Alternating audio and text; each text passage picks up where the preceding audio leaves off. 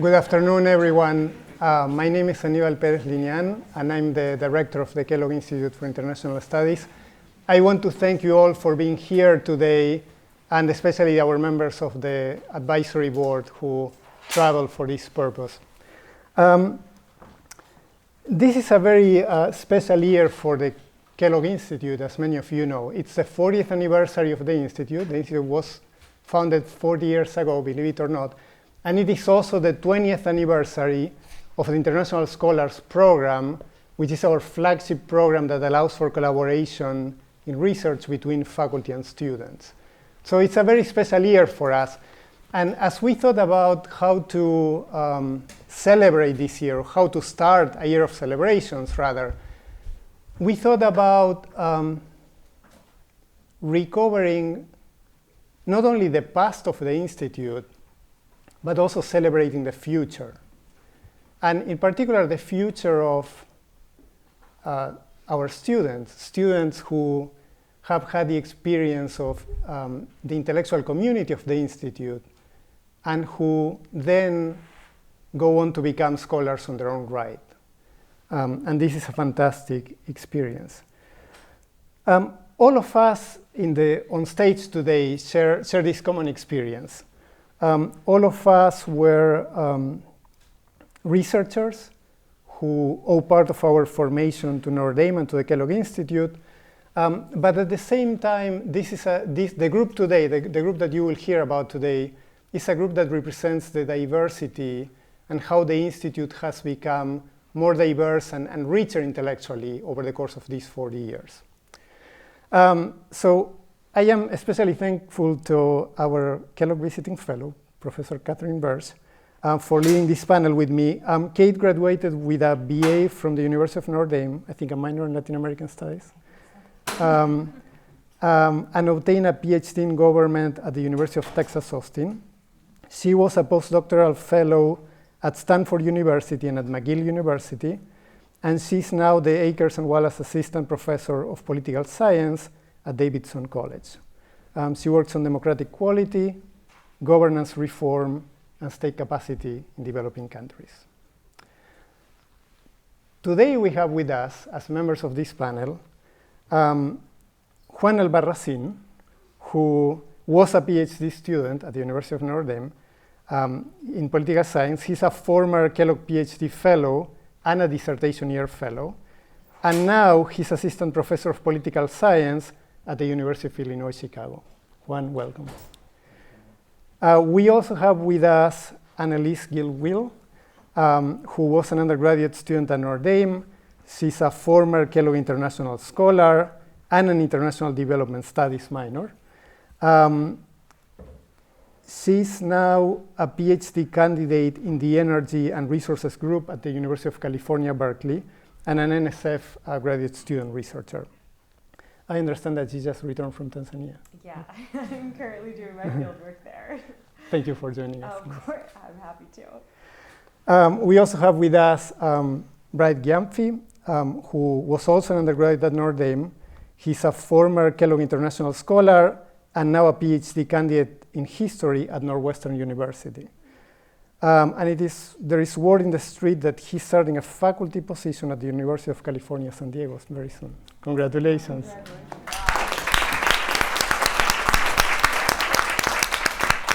This is wonderful news. Thank you for joining us.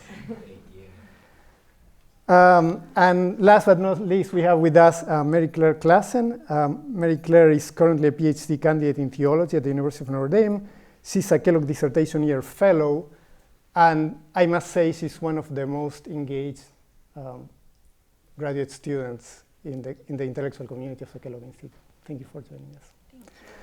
So just to start this conversation, I would like to ask you to tell us a little bit about yourselves.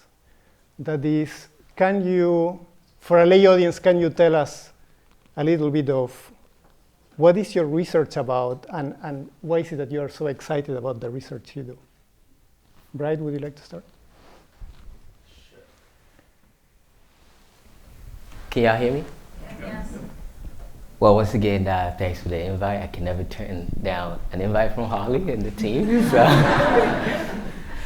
So what my research is currently about is I focus on 1966 as this particular moment of rupture in Ghanaian history.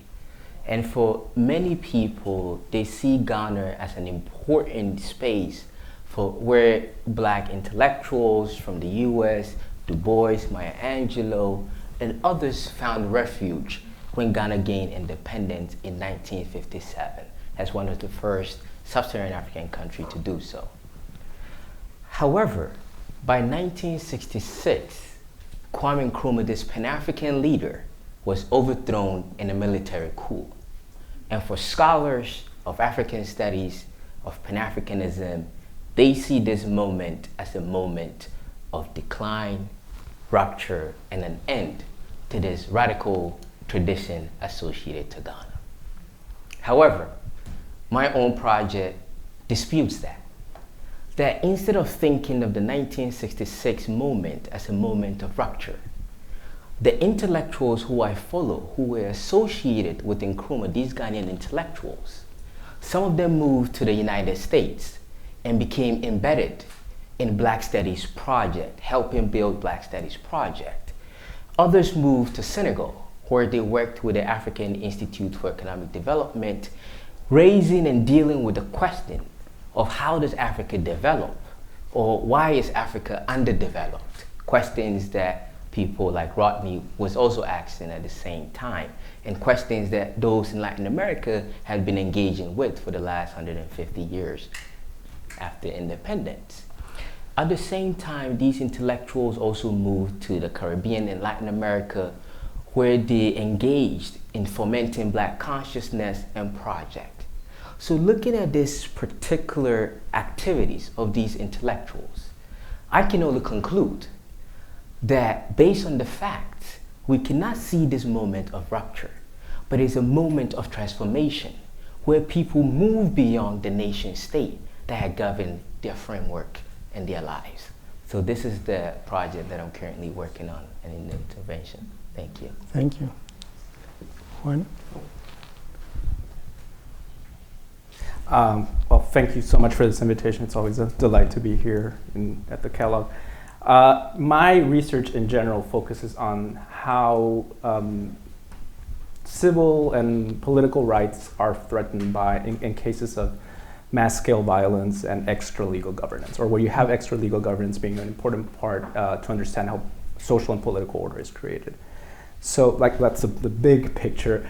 And in this bigger picture, there's several projects that I have. My big book project explains why you see politicians and criminal groups engaging in political repression and trying to violently influence electoral outcomes in some cities of Brazil, but not in others. So we see organized crime present in most of Brazil, if not all of Brazil, but that same level of interaction, of cooperation between criminal groups and politicians is not seen everywhere. So in my book project, I explain why this happens in a city, say, like Rio de Janeiro, or in cities around Rio de Janeiro, but doesn't happen in a city like Sao Paulo. And really trying to understand why we see these alliances that dramatically affect the experience of citizenship that many people have in Brazil. And with other projects, it's kind of the same kind of big picture idea. With Guillermo Trejo and Lucia Tiscornia, we have a book in which we explore how transitional justice can significantly affect the probability of observing waves of criminal violence and mass-scale criminal violence after democratic transitions. With other groups, we look at how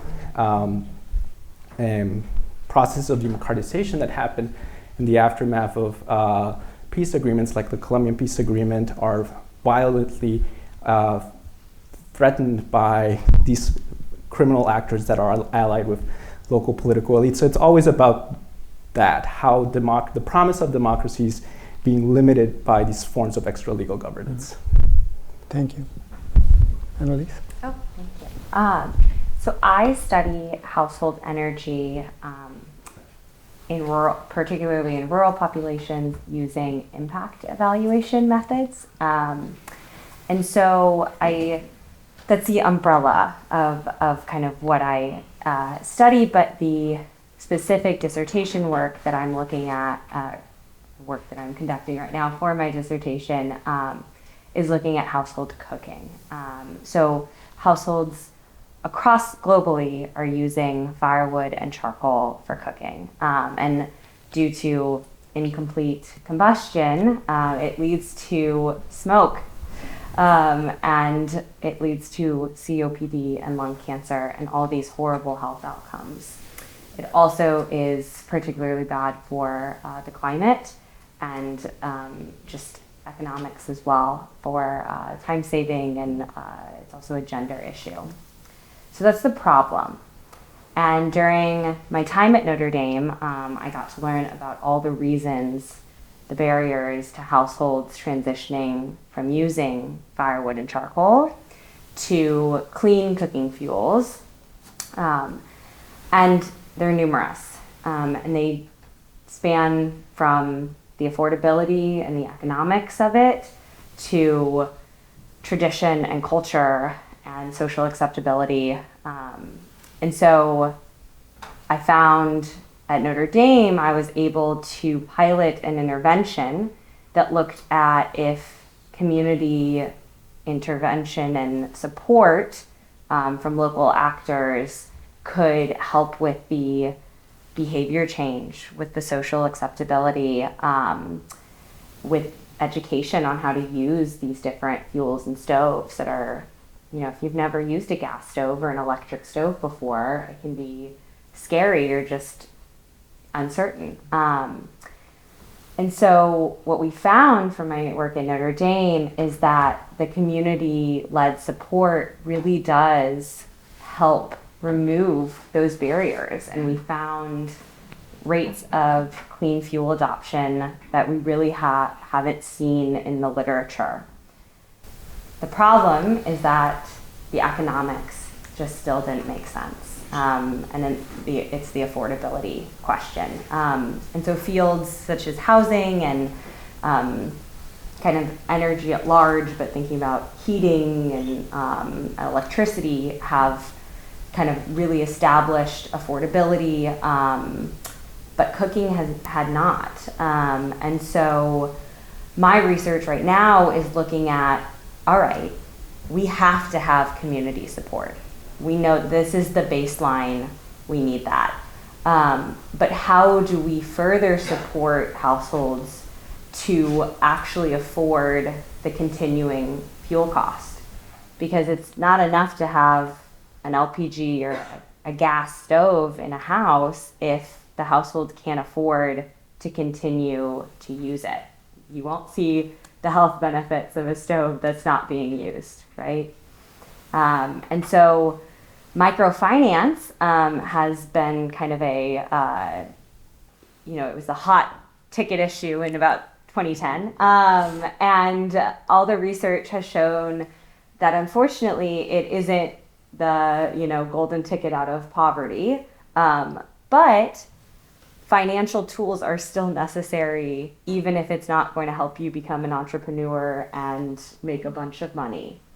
And so my work looks at if micro savings, instead of like a loan or microcredit, can help households smooth the income that they would be spending day by day on firewood and charcoal to save up for the lump sum of a refill, which to us $10 is not, but for these households $10 it's a large purchase. And so largely I look at interventions for clean cooking and determine how and if they're actually having a real impact. Thank you. Yeah, thank you. Claire? So my research focuses on the Christian community living in Israel-Palestine today, or what some people might call the Holy Land. And I specifically focus on how Christians are drawing on their faith to work for peace and justice in the region. So the context that Christians in the Holy Land, or Israel-Palestine, are living in today is a context of occupation. So what that means is that they often have trouble getting travel permits. There are a lot of challenges around housing, getting permits to build a house, homes being demolished, challenges with the legal system. And so my research uses ethnographic methods to look at how this community is specifically responding. So I'm in the theology department here at Notre Dame. So one of the things that's really unique about this research is using methods like interviews and field research to really shape this project. So within the Palestinian Christian community, there's a movement called Sabeel, and they founded what they call Palestinian liberation theology. So some of you may be familiar with liberation theology in the Latin American context, Gustavo Gutierrez, and how liberation theology was addressing questions around economic justice and poverty. In the context of Israel-Palestine, liberation theology is addressing concerns around freedom, freedom of movement, these kinds of questions. One of the important strands in my research is focusing on the role of women in this movement. So often folks who are writing about Palestinian liberation theology are focusing on texts that have already been published. And the reality is that there's just a lot more male theologians in Palestine than there are female theologians. Yet women are doing a significant amount of this work. So I've spent a lot of time both observing women involved in this work and interviewing them to get a richer sense of how faith shapes their understanding of liberation and motivates the kind of work for justice that they're doing in the region. Thank you. Thank you. Well, thank you very much for these responses. Now we want to turn to asking a bit about your experience here at the Kellogg Institute. Tell us a little bit about how the Kellogg Institute impacted your research, and was there any specific faculty or any program that really helped you kind of define your vocation? And why don't we switch it up and maybe we'll start here with... Yeah, absolutely. I mean, everything started here with Kellogg. So they put me on, be careful, students, you might end up being a PhD in whatever you're doing. You think it's a summer, but it's not. Also, I apologize. I did not turn this microphone on, so I hope everyone heard me the first time. So I came in my freshman year and was thrilled to do a internship program with the Kellogg Institute, actually in water infrastructure in Uganda. And so I, as part of the internship program, I stayed with a host family, and they didn't speak any English, and so to bond, because I was a girl, they helped me cook dinner. And so while I was peeling the potatoes, I noticed that we were cooking on a firewood and charcoal stove inside, in like traditionally kind of a house built behind the main structure. And I thought, well, this can't be good for your health. So I started reading about it, and I came back to Notre Dame, and I still very much wanted to be involved at Kellogg, and I knew that I wanted to do the International Development Studies minor, but I wanted to kind of transition to looking at energy, because my major, which was environmental engineering, broadly covers energy, water, and air. And so I did a little bit of a switcheroo and did an Experience the World Fellowship with Kellogg after my sophomore year, which allowed me to conduct 200 household energy surveys in rural Tanzania.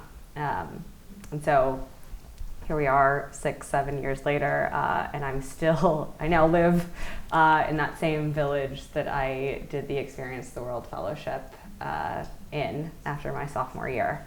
And that experience allowed me to be able to formulate a research question for my international development studies capstone project. And so I was able to come back to the same, it's called Sharati, but the same area of rural Tanzania after my junior year as part of my IDS capstone to run a year-long pilot study.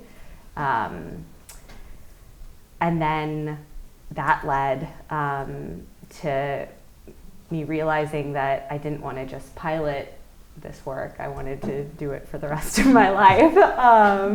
And it also, really, it taught me the beginnings of how to do research and how to go about research. And I fell in love with both the topic and also the research process. And so I realized that summer that I wanted to go to grad school to continue researching this work, and that led me to start a PhD at Berkeley right after graduating here.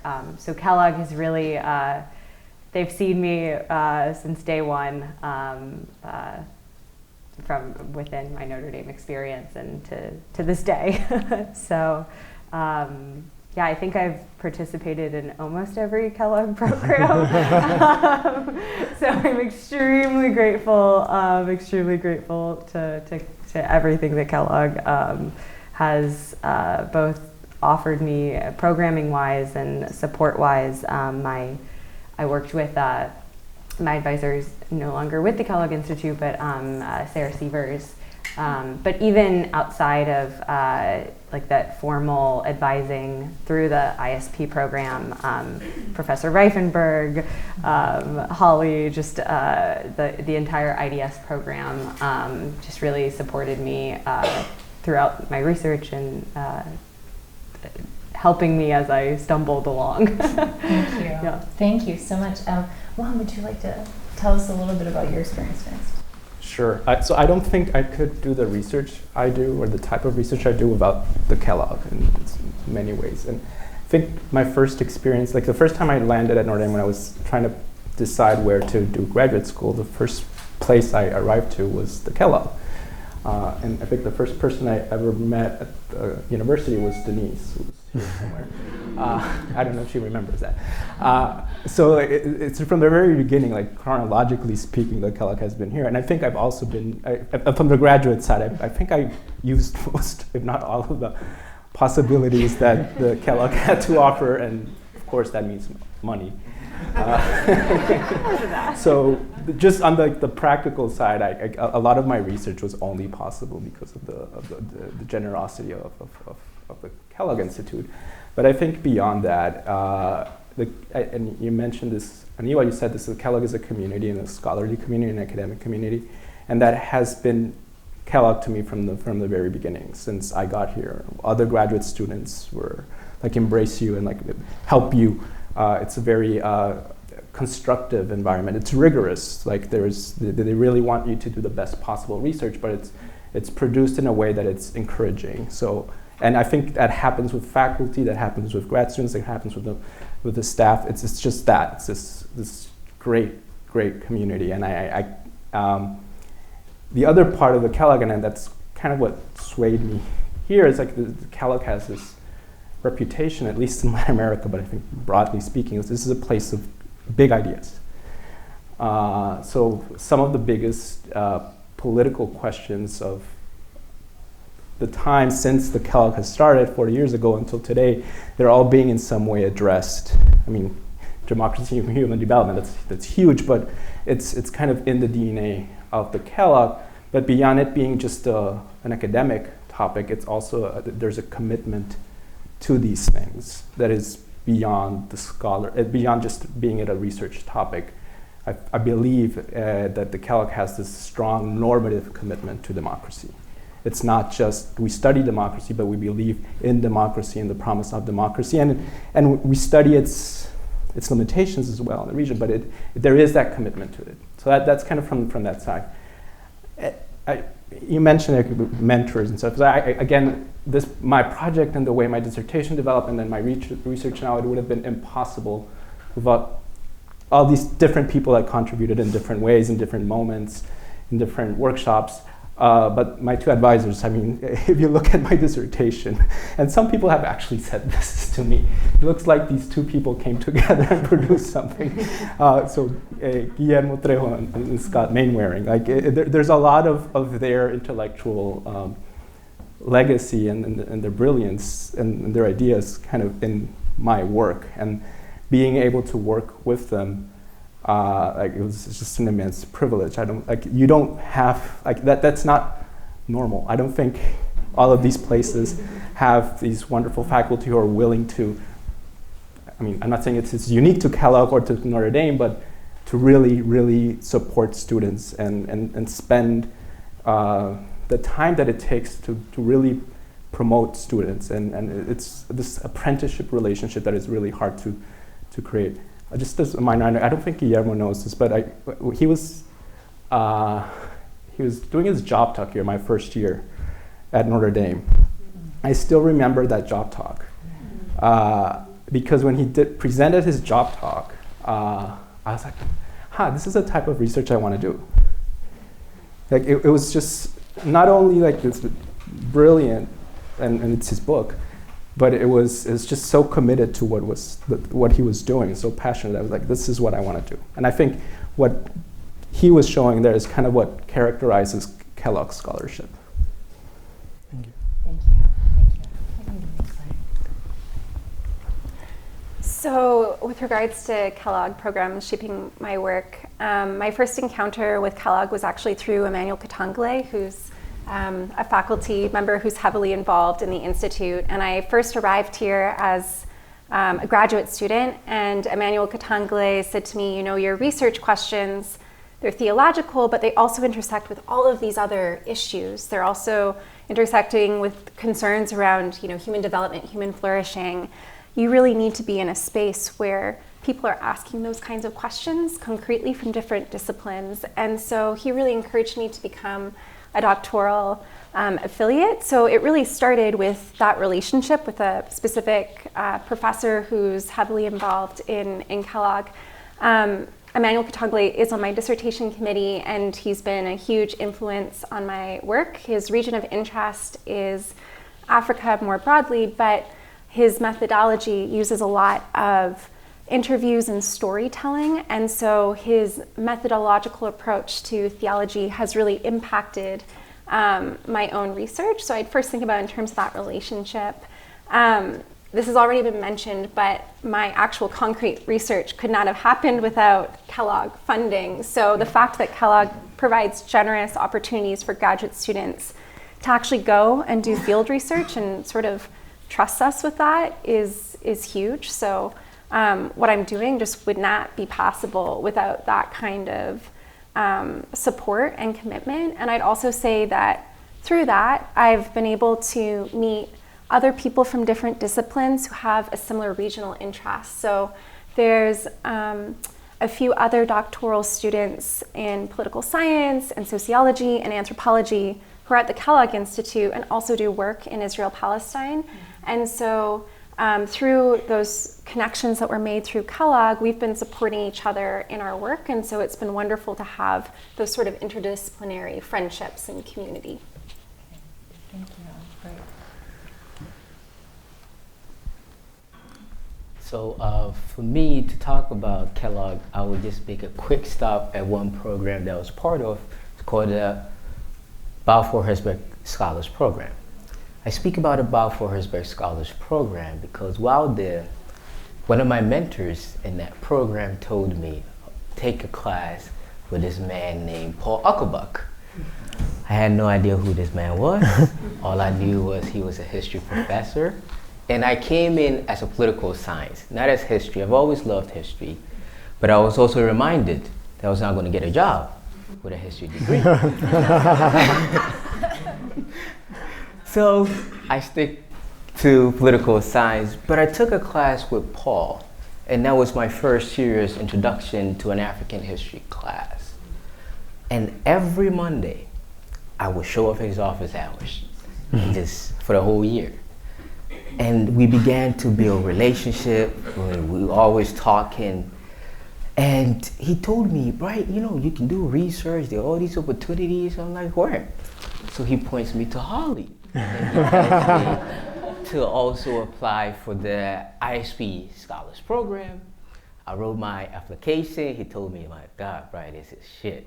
Excuse my language. But we revised it several times, and then I got into the ISP program. So I got in, I found Holly has money. I was like, oh God, sign me up. So I got the Experience in the World Fellowship. So I went to Ghana. I was born in Ghana, but I left Ghana when I was 12. But I've never lived in the capital. That was the first time I got into the capital, and I went to the library. And I was reading, I was so excited, and I took pictures and I sent it to Paul. He's like, Bright, you can find these books in the library here. You're supposed to go to the archives. That is why I began to learn about archival research and primary sources. So I'm just learning on the go, and I come back, and I had not declared a history major yet. So there was another professor by the name Jamie Black, amazing scholar. And I chose Jamie to be my ISP advisor and not Paul, because I don't think that would have worked out. I'm just kidding. But they gave me a balance, right? I was able to still explore my interest in history as well as political science through this relationship. And it really shaped the way I was thinking. I remember, so after I came back to Ghana, well, Paul said, there's a lot of money around the university. Why don't you go to England? So I went to England because, for people who are not aware, Ghana was a former colony of the British Empire. So I went to England. I came back. I realized Holly has more money. So I decided to go to Trinidad and Tobago, because what I was tracing was this idea: how did the British teach Africans, Ghanaians specifically, their history? And how did that history change, if it changed at all, in the post-independence era?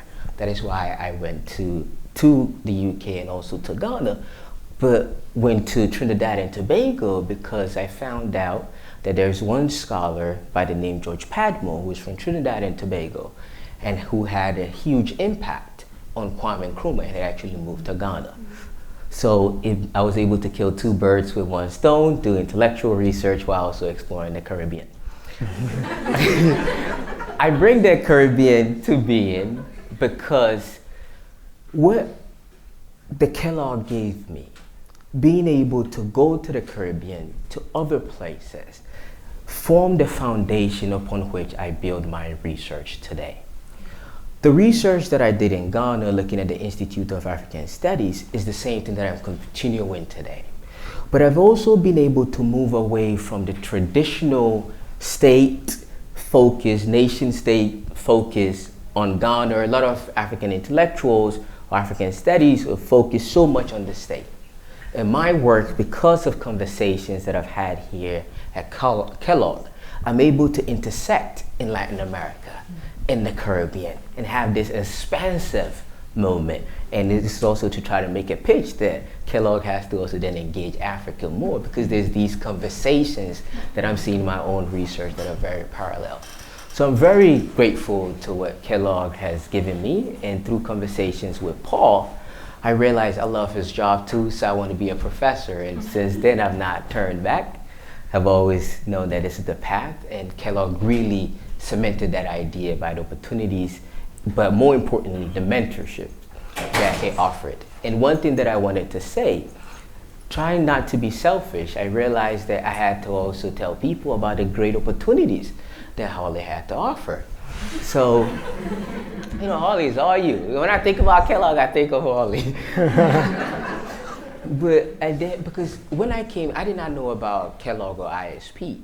So all of a sudden, I told my friends, and of course, there's high rigor to get into ISP. You can't just show up.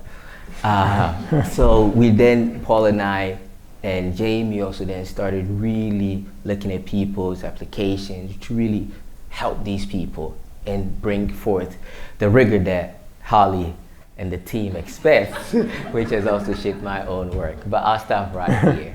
Well, thank you so much. I wanted to just draw out some themes and also complement them with my own experience here as an undergraduate at Kellogg and now as a visiting fellow. And I think one of the things that's so unique about the Kellogg is that it is these individual people. I mean, I also had the experience of Holly kind of drawing but in the best of all ways, and particular individuals who, Fran Hagopian, Michael Coppage, who read draft after draft of my thesis and were just relentless in their ability to engage with me. And so I think that kind of individual engagement with mentors is so powerful.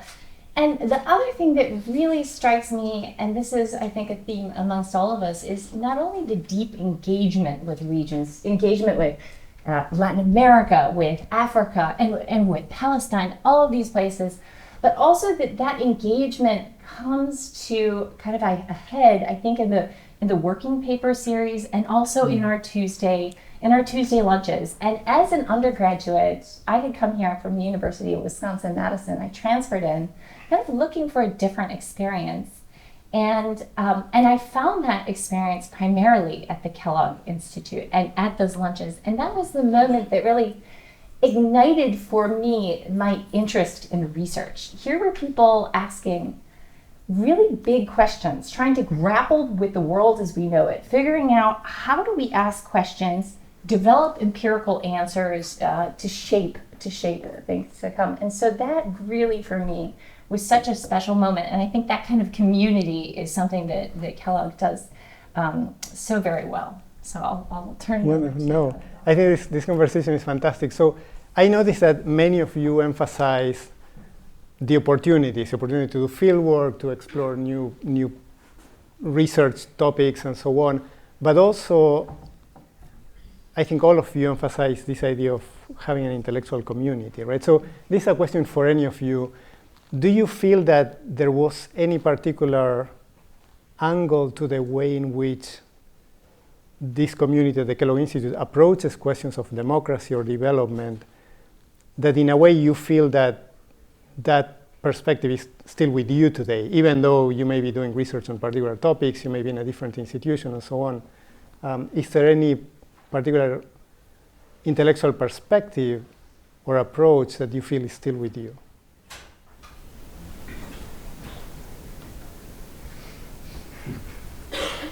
I'll try to. I'll venture an answer. So I think, Kate, you mentioned that this is a place for big questions, and from a very beginning, it was grappling with these huge questions. Well, how do we bring about democracy in a region that has had a very spotty, really, history with democracies or human development? So I think that in and of itself just changes the environment you are. So this is a place where you're expected to not just look at something really narrowly, which is fine. I'm not saying that's wrong, but it's just driven by thinking about the questions and not just, can I do an experiment to answer this question, but what is the important question that we have to answer, and then we find the way to answer that question the best we can. So I think that's one of those things. Like it's not afraid of doing that, and it's unfortunately that's becoming rarer because the incentives for academic production are going kind of away from that and more into being able to produce really quickly. Right. And that usually means more narrow and more contained questions. So that makes the Kellogg increasingly unique. I think there's other places in the world and in the US that do this, but it's becoming more you're not seeing this that much. So I see that most of my work is still really impacted by these things. Like it's just really asking, what is this? Why does this matter? And what big questions am I trying to answer? So I think that's one of those big things. And the other one I did mention, I want to really reiterate that it's that there's a commitment to these topics here. And you see that both in the rigor in that we try to answer the question, but also in that we don't shy away from saying that we do believe in democracy and we think that it should be defended. And we are producing research because we think that we have to support it as best we can from this kind of research angle. So I think there's that normative commitment to democracy, which is in your book with Scott, and it's this kind of really, I love that concept because we do that also as researchers. And that's kind of a very strong tradition here, I think, at Kellogg. And at a moment like this in the world, I think that is precisely what we need. Yeah, I completely agree with you on those 2 points. So my research specifically focuses on low and middle income settings or low resource settings. And when you are a scholar in that space, I mean, there's lots of different disciplines and literature addressing low and middle income countries. But I did find that coming to Berkeley, a lot of students wanted to pursue research in those settings, but did not have the foundation of, well, what is development and what is human development? And it's a lot broader than, or at least my experience at Notre Dame and at the Kellogg Institute taught me that it's a lot more nuanced than a lot of approaches would or might assume, or that my colleagues had experienced thus far in their careers. And there are, scholars at Berkeley that there's kind of what we call little d development or big D development, and but I think that the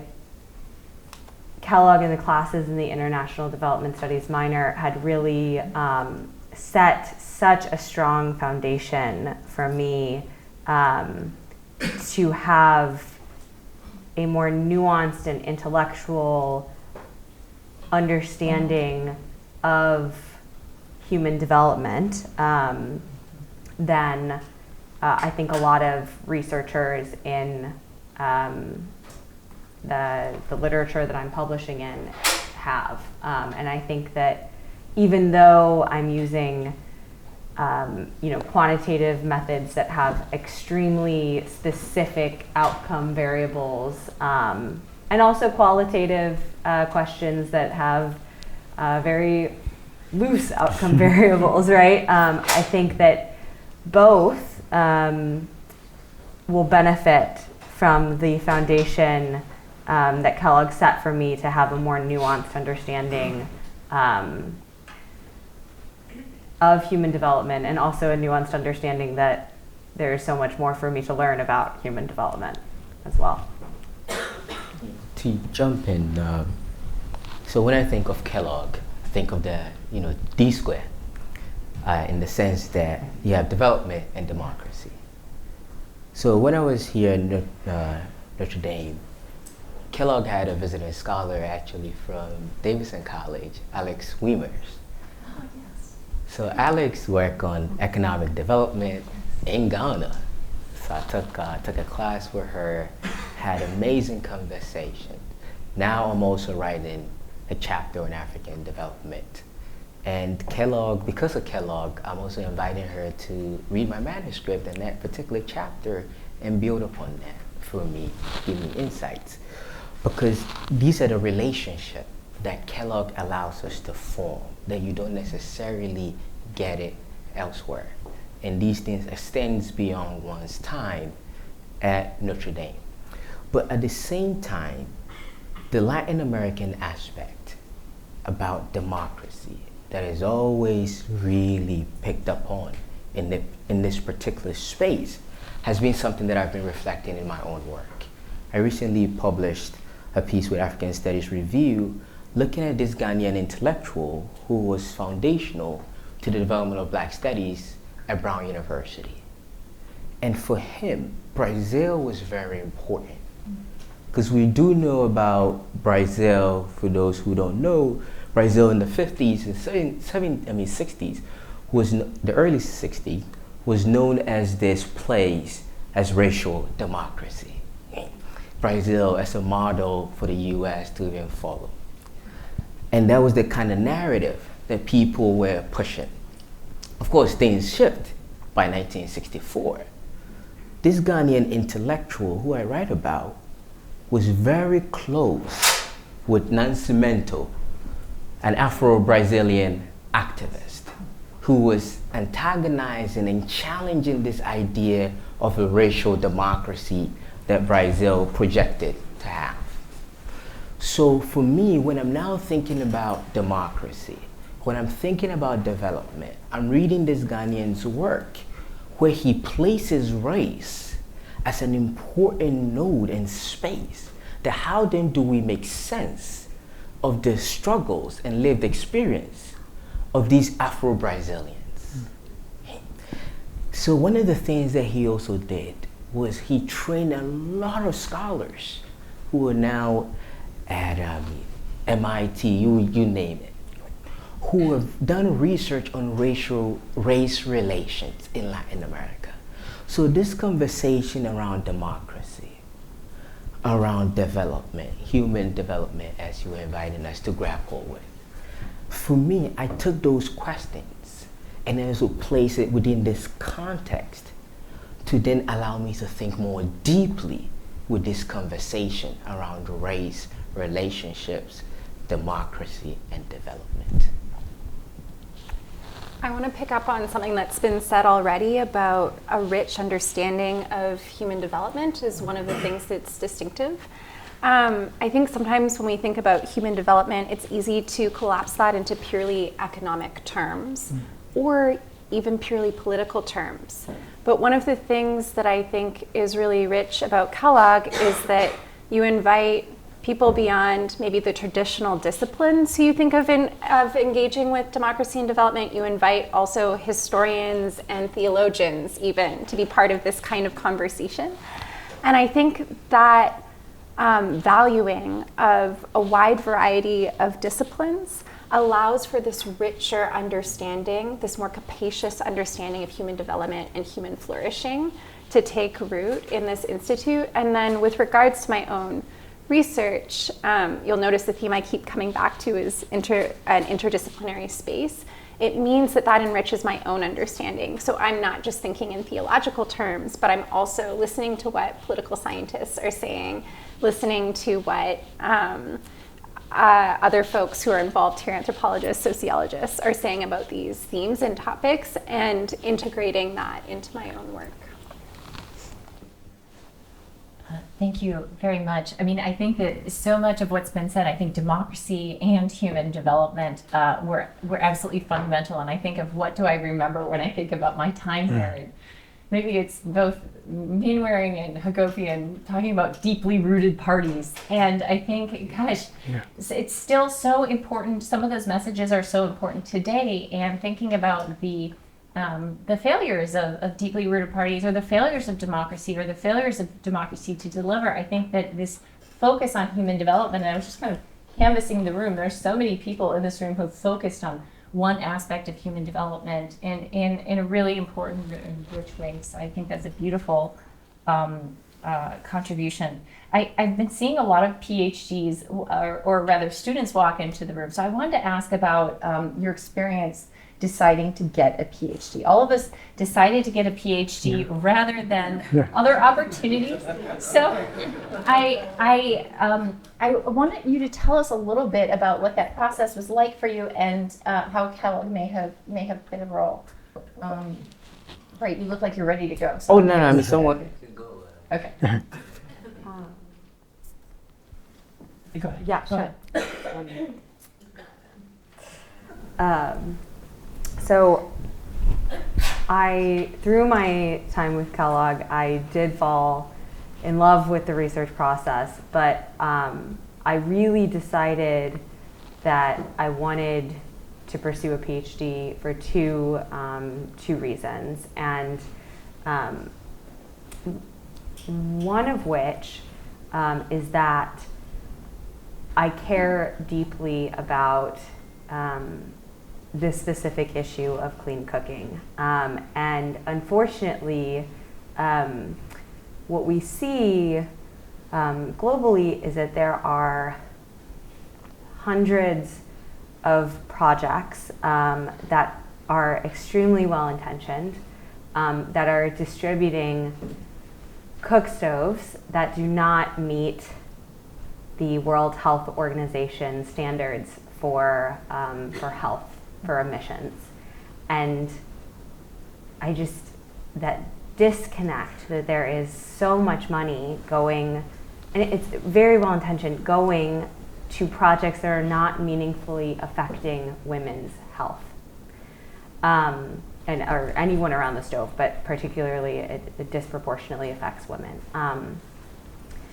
And it extremely frustrates me that there's this disconnect between we have the science on the health standards, we have the clean stoves, and then in the implementation it is not happening.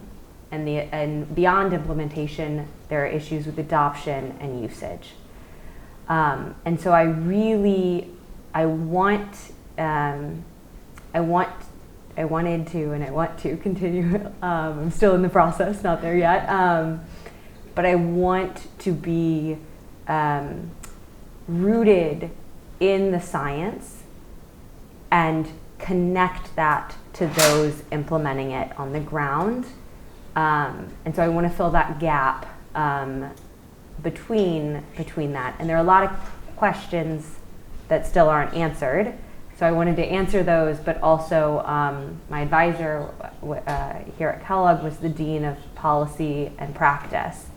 And so I wanted to make sure that my research was connecting then to what would actually be to affect these projects that are going on the ground. And then the second reason is that I think beyond our specific research interests and questions, the PhD teaches you a way to approach any problem. And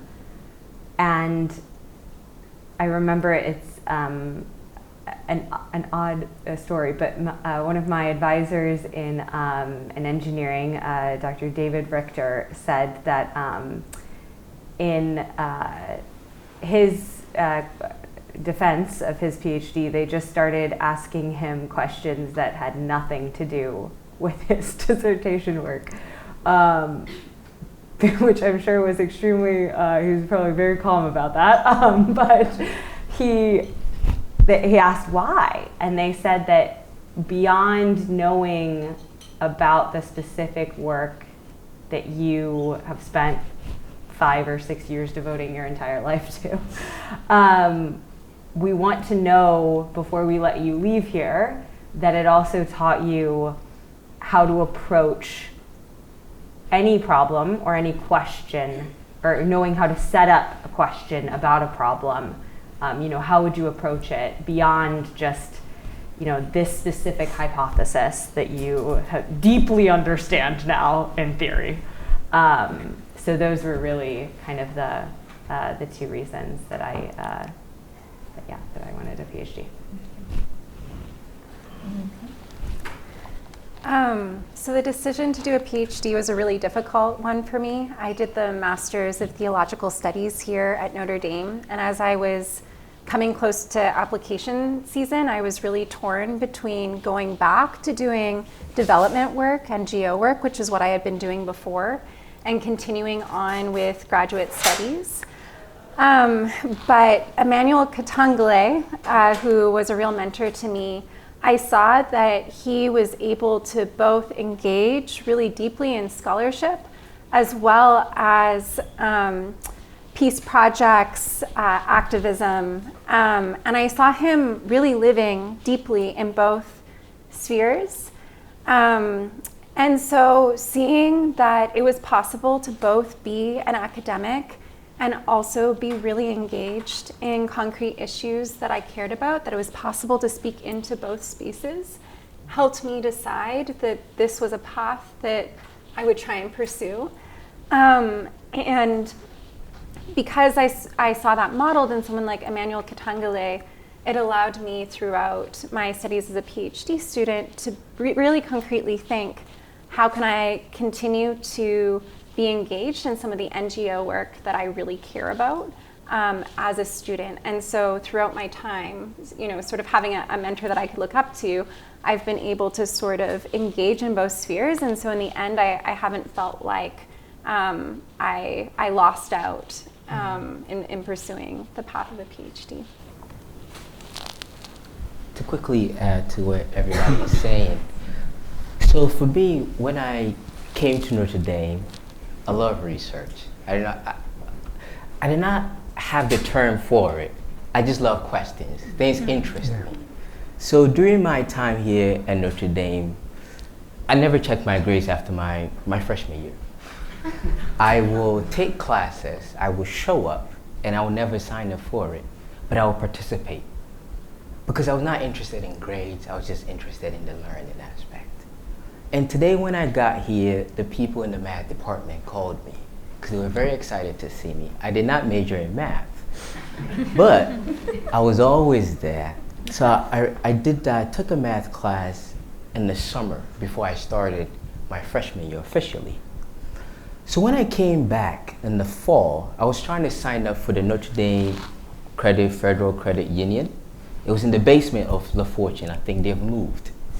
So I was there, and then this math professor shows up, the guy I took class with. Like, Brian, how you doing? I'm like, I'm trying to make it through, life is hard, I think, trying to adjust. It's like, are you interested in research and working on math? I'm like, sure, why not? So that's how I joined the math research team. And I was the only undergraduate student. And I wake up at 7 a.m., because I have to get the bagels and then bring it to the team. I would show up. And then they're talking about all these complicated math problems, because these are professors and graduate students. So the professor would turn to me and say, Bright, are you confused? I'm like, yeah. So then he would tell me that, that means you're paying attention and you're on the right track. I tell this story because every time people ask me about my research, I tell them I'm confused. I don't know what I'm doing. Because for me, what research is about is this continual engagement of learning and exploration that takes one to different spaces. I don't go into an archive knowing exactly what I'm trying to look for. I just go and let things tell me what is there. When I'm on the street talking to people, this is the type of learning. And being able to do that and get paid for it, and not have to report to a boss, it's like, cool, sign me up.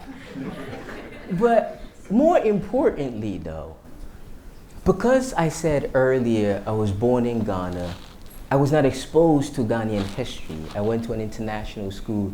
My teacher was an American, so I learned about the American Revolution. It was not until I came to Notre Dame that I got into African history. So there was this idea that I wanted to know more about my own people and culture. But at the same time, moving to the US and not fitting into any spaces. When I go to Ghana, they tell me I'm not Ghanaian, the US and all these other places. That also began to shape the kind of transnational work that I do.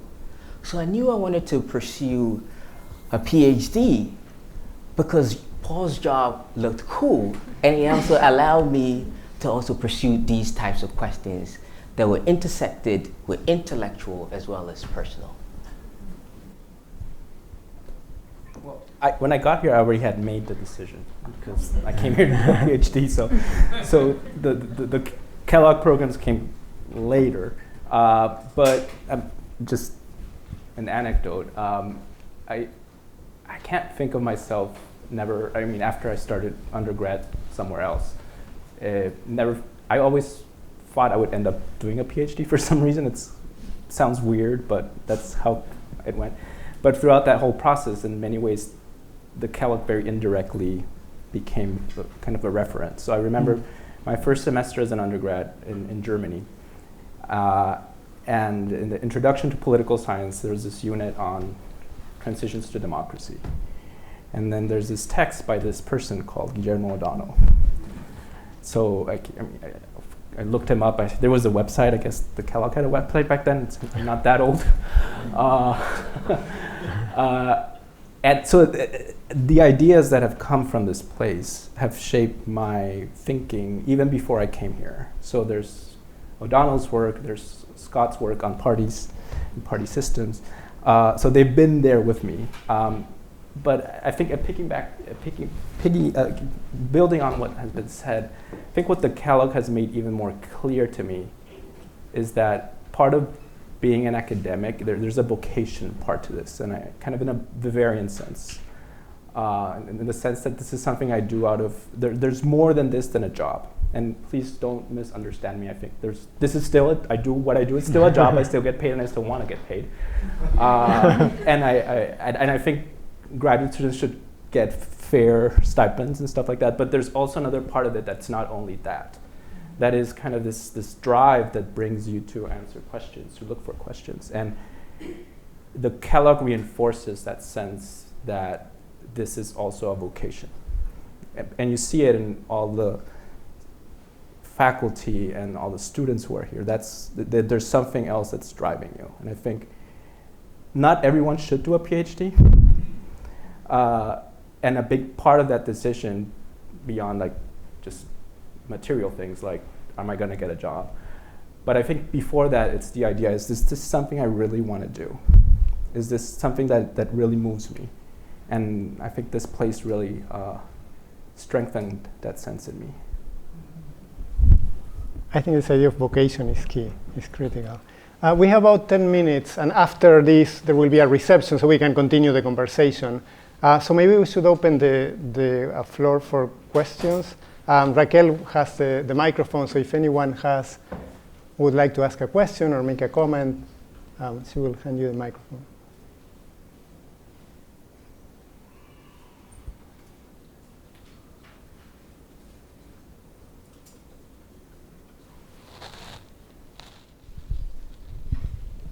And I wish I knew your name. Everyone's been fabulous, fabulous. But I'm going to zero on my cook stove woman over there and my sustainability woman. Please tell me your name again. I'm Annelise. Annelise. Yep. It's so nice to meet you. Thank you and welcome back. Thank you for coming for so long. Oh, thank you for having From me. so far to be with us today. So have you looked at the commercial aspects to trying to form linkages with private sector entities that might be interested in fostering clean cook stoves that meet the WHO standards? And how are you taking advantage of maybe ties that the university might have even to corporations where, we've got Notre Dame alums all over the world, and companies like Unilever that want to do things like this and the like? Yeah, absolutely. All right, I'm on. Good. So it's an excellent question, and luckily I have been able to both work on academic research projects, but as I said, I'm really, really devoted to making sure that it connects to practice, and a big part of that is the private sector and commercial entities. And so I've also had the opportunity to work as a, which I never thought it was quite exciting, which I know to work as a consultant for a researcher. I was like, wow. But for a advanced biomass pellet company, so it's now one of two solid fuel, so solid being firewood or charcoal stoves that do meet the WHO requirements for health, to work with them, and they're expanding across Kenya and Zambia and Rwanda. So working with that company, but also there are a ton of cook stove projects, 631 to be exact, on the voluntary carbon market, because cook stove projects, when you transition to more efficient stoves, you are reducing the amount of carbon that would be emitted, and you can quantify that and then sell it on the market. And I've been working with both corporations that are creating ratings for these projects, because there's quite a range of good and less, there's some things to be desired in others. And my research looks at all the ways in which we are either over-crediting or under-crediting the amount of carbon that is actually being abated from these projects. And so then the corporations work with me and the director of the Berkeley Carbon Trading Project, to create these ratings for different projects. And additionally, funders like Amazon are really interested, as well as other corporations, they want to buy real carbon to offset their emissions. And so we actually just got a grant from Amazon to work on creating a standard for both Amazon, but also all the companies that are on Amazon that work under, to have their own standard, to say, this is the gold stamp from Berkeley researchers as good projects, or telling projects you need to do X, Y, and Z to increase the quality of your offset. And that's just to say that it's we have more confidence that this is real carbon being abated.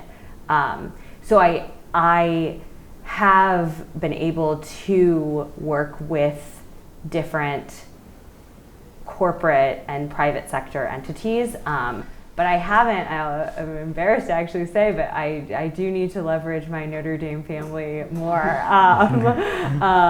both at Kellogg and just at large, because like I said, there is this disconnect, and I think there is such a want, and it's so well-intentioned to fund cook stove projects, and so I want to just communicate the research and how we get more usage and adoption, so that we can be funding and connecting the most impactful stoves possible. Thank you, Annelise. Yeah, thank you, and thank you for the question.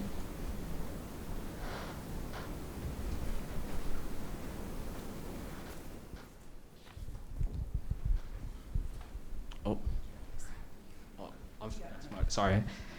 I just wanted to kind of ask, you guys have talked about the influence, especially with you, Bright. You've mentioned how Akabak has played such a big role in shaping what you want to do. I just kind of wanted to ask what role kind of your peers have played as well, especially finding those circles for conversations outside of classrooms in shaping how you think and what you pursue. Oh, that's a great question. So definitely my peers have played a very important role. So I'll give an example. I don't have friends who are historians or in the humanities.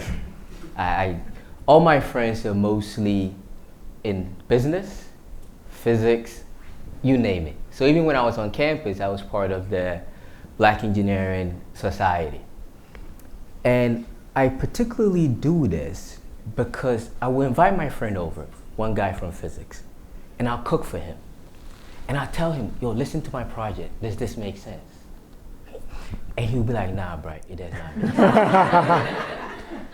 So then I have to go back to the grocery, cook again and do all these things. I do that because it allows me to make sure that my research is really, can be read by people who are outside of my field, right? That the people I write about and the people I write for has to be in communication. So my peers have played an important role in supporting, helping me test ideas. I mean, when I was here at Notre Dame, the history department will organize a conference. And the conference, it's on Saturday around 8 a.m. College students are not going to wake up and come to listen to people talk about history at 8 a.m.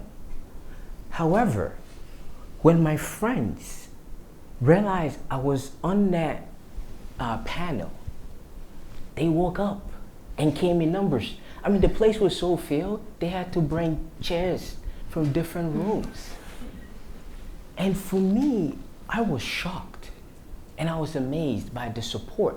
Because when I was here at Notre Dame, I was the only African doing history.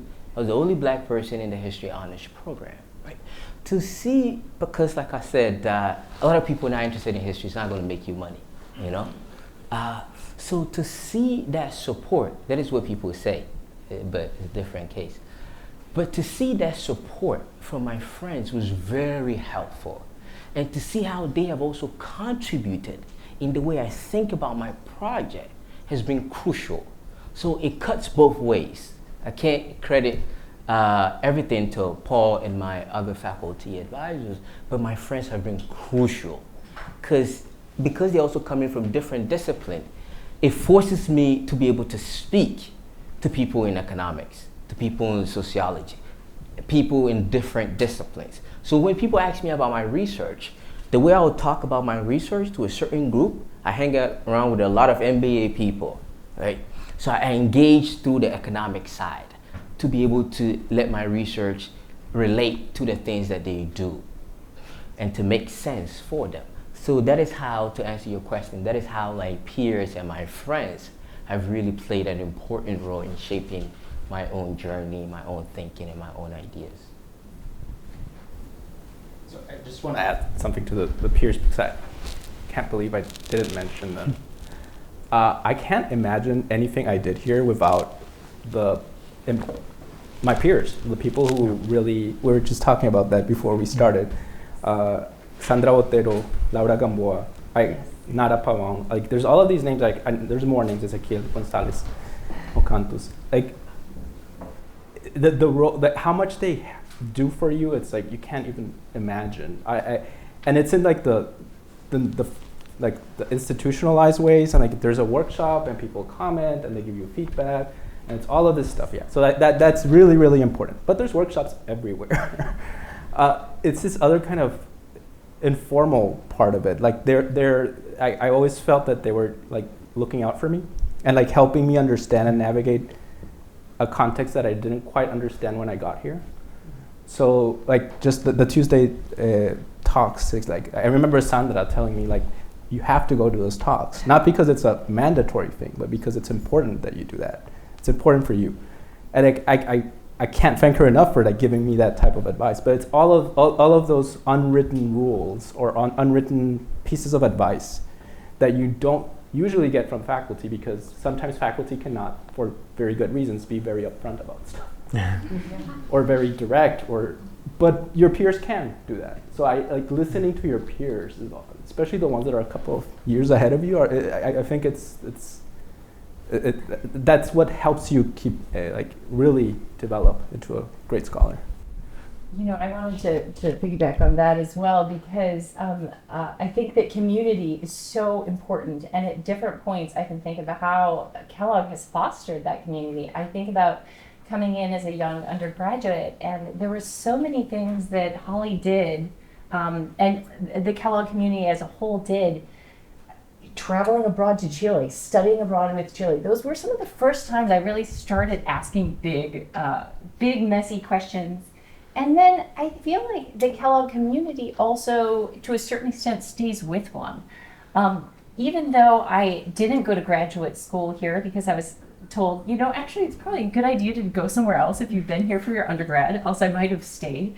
But I feel like I never really quite left the Kellogg community. Wendy Hunter, Kurt Whalen, Dan Brink, so many of the people that I interact with today. Sandra Botero started with us and then went on to Notre Dame.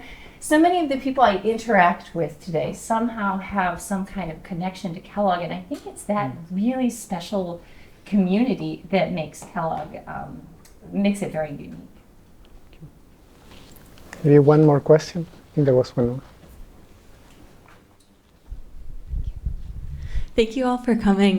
My question was, you mentioned earlier how important it is for you to connect academia and grassroots action, and I thought that was really interesting. So I was just curious, and this is open to all of you, if you could share both during your undergrad, PhD, and looking forward, how you actually make that actionable and how you do connect the research you do to the real world so that you keep that sort of motivation and passion in your life.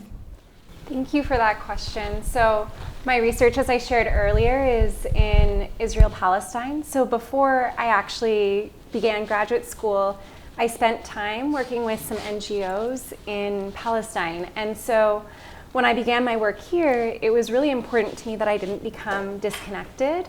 I was in a really fortunate position where one of the key NGOs that I'm connected with in Jerusalem, Sabil, has chapter organizations around the world. So I found the local chapter organization in the US and I got involved with them. And then I also, especially during my earlier years as a graduate student when I had a bit more time, was involved with the Student Voices for Palestine Club on campus.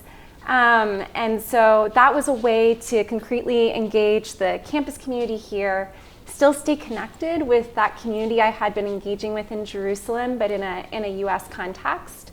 And so for me, it was really important that I was always doing both things. And I think that it really enriches your research when you continue to engage, especially if your research involves questions around democracy, peace building, these kinds of things, to continue to engage in that actual work really helps your intellectual thinking and reasoning on those issues. And so I think that it's something that's very possible if you make it a priority, and finding other students who are excited about that as well. So for me, finding other students who are doing similar things, especially around Israel-Palestine, who are willing to do that kind of dual engagement was really important in sustaining that kind of energy. So.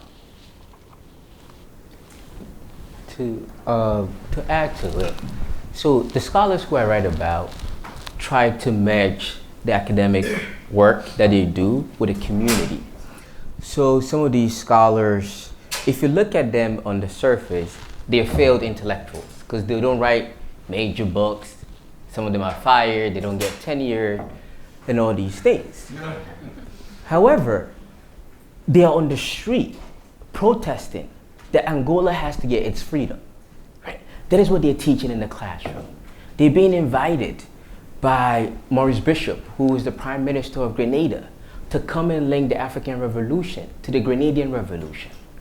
So this type of activism work that informs that I write about on these intellectuals, I also do the same thing on the side.